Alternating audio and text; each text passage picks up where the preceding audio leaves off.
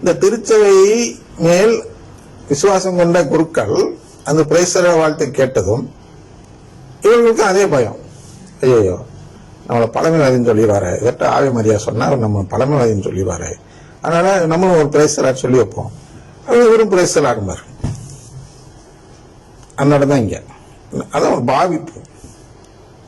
என்ன பாவிப்பு அப்படின்னா, பாவிப்புனா புரியுது அல்லவா? அதாவது தன்னை பார்ப்போரது மெச்சுதல் பெறும் நோக்கத்துடன் அந்த பிரேசலாட் திருப்பி சொல்றதுங்கிறது பாவிப்பு. உள்ள ஆசை இருக்காது, ஆனா அவன் கிட்ட நல்ல பேர் எடுக்கணுங்கிறதுக்காக சொல்லுகிறோம். அப்படி ஏன் செய்யறாங்கன்னா, நானும் எதிர்காலம் சார்ந்த குருதான், நானும் சம்பந்தப்பட்ட இறையல் கிறிஸ்தவ ஒன்றிப்புக்கு தொடர்புடைய இறையல் அனைத்திலும் முழு தேர்ச்சி பெற்றவன்தான் என்று காட்டிக்கொள்ள எதிர்த்து மறுமொழியாக பிரேசலாட் சொல்கிறார்கள். அப்படி ஒருவர் சொன்னால் என்ன பொருள்படுகிறது என்றால், அந்த நபர் எந்த நபர் இது போன்று ஒரு பாவிப்பு வேலை செய்வதால் பிரேசலாட் சொல்கிறாரோ, அந்த நபர் CCC 1, CCC 460, CCC 2009, CCC 654, CCC 1129, CCC 1257, இத்தனை CCCயும் படித்து கூட பார்க்காதவர் என்று பொருள்படுகிறது. படித்து கூட பார்க்காமல் இவர் சொல்லுகிறார். ஆனால் சாத்தான் எப்படி எடுத்துக்கொள்வான்? நம்முடைய எதிரின்னு ஒருத்தர் இருக்கான் இல்லையா? சாத்தான்னா ஏதோ கொம்பு வச்சிருப்பான் கற்பார்ப்பான்னு யோசிக்காதீங்க. சாத்தான்னா நம்மளுக்கு கடவுளுடைய உறவு கிடைக்காமல் செய்வதற்கு என்னெல்லாம் செய்யணுமோ அதெல்லாம் செய்யக்கூடியவன் தான் சாத்தான்.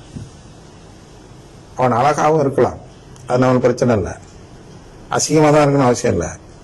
அது சின்ன குழந்தைங்க புரியறதுக்காக அசிங்கமாக வரைஞ்சி காட்டினாங்க. ஆனால் உண்மை என்னன்னா, அவன் அழகாகவும் வருவான். அதான் பார்க்கிறோம்ல, தூயாய் இடத்திலே வருகிறான் அருங்குடை இயக்கத்தில் என்று பார்க்கிறோம். ஏன் உறுதியா சொல்றோம்னா, அருங்குடை இயக்கம் பயனற்ற செயல் என்பதால் சாத்தானுடையதான். பயனற்ற செயல் எல்லாம் சாத்தான் செய்வதுதான். ஈர்ப்பு பெற்று தராத ஒரு வழிபாட்டு முறை. அப்படிப்பட்ட அந்த சாத்தான் தான் இந்த குருக்களை பார்த்து, இவர்கள் விருப்பம் இல்லாம தான் சொன்னாங்க. ஆனா அவன் என்ன சொல்லுவான்னா, இந்த குருக்கள் இந்த CCC எல்லாம் நம்பாதனால திருச்சபையை நம்பாதவர்கள். அதாவது திருச்சபை சொல்வதை நம்பலன்னா திருச்சபை நம்பல. திருச்சபை நம்பலன்னா ஏற்கனவே பார்த்துட்டோம், லாதாய செந்தந்தியாய எக்ஸ்கம்யூனிகேஷன் 1364/1 என்ற திருச்சபையின் சட்டத்தின் கீழ் திருச்சபை விட்டு வெளியேற்றப்பட்டவர்கள் ஆகிவிடுகிறார்கள். ஏன்னா அவங்க திருச்சபையை நம்பவில்லை. அப்ப இவர் குருவானவர் தான் உடுப்பு போட்டிருக்கிறார், குருவானவர் கூடிய வேடத்தில் இருக்கிறாரே தவிர அவர் உள்ளம் என்பது திருச்சபையை நம்பாத நிலையில் இருக்கிறது. சொன்ன ரெண்டு பேருமே, அவர் வேணும் என்று சொல்றார் ஒருத்தர், விஷம் என்று தெரிந்தும் வேண்டும் என்றே பிரேசலாட் சொல்றார். இவர் விஷம்னு தெரியாம வாழ்த்துறை சொல்கிறார். அப்ப இவர் தெரியாம தான் நான் சொன்னேன் அப்படின்னு இவர் சொல்லலாம் சாத்தான்ட்ட. அப்ப சாத்தான் என்ன சொல்லுவான், நீ தெரியாம தான் சொன்னீங்க, ஆனால் திருச்சபை என்ன சொல்லுதுன்னு தெரியாமலே திருச்சபைக்குள் இருப்பது திருச்சபையை நம்பும் செயலாக எப்படி இருக்கும் கேட்பான்ல. நான் ஒரு இந்துப்பா அப்படின்னு வச்சுக்கோ, எனக்கு பிள்ளையார்னா யாரும் தெரியல, முருகன்னா யாரும் தெரியல, சிவன்னா யாரும் தெரியல, விஷ்ணுன்னா யாரும் தெரியல, ஆனா இந்துன்னு சொல்லிக்கிறேன். அது உண்மையாயிருமா? இல்லையே.